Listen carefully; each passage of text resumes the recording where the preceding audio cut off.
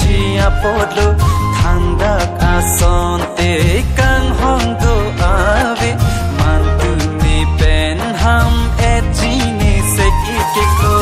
loti ke kan ke manghu neko a ke tong ta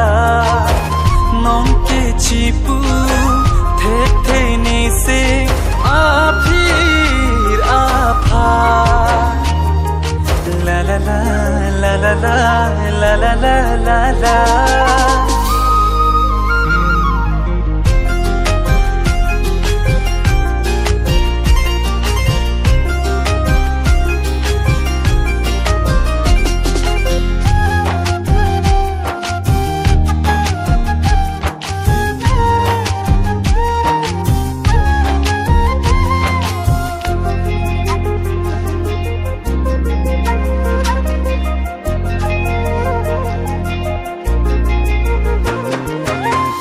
ani ke thong pen non na singka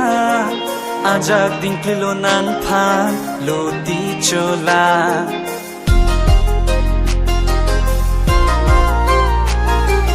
vanji mene puna ni sing che pan sa ni mi thang phan si ka che chu bai na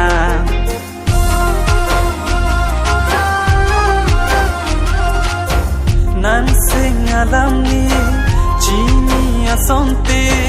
mangun he manak ni de chi apotlo thanda ka sonte kan hondo avi mantu ni penni eji okareno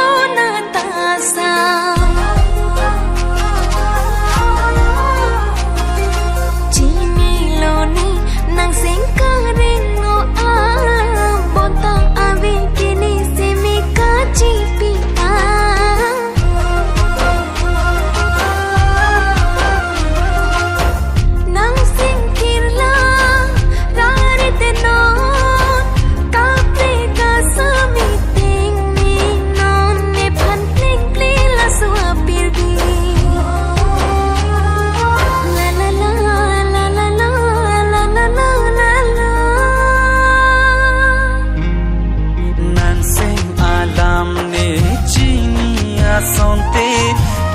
ani sing aduk do de de chia podlo nan sing alam ne chini asonte mangun he manak ni de chi apodlo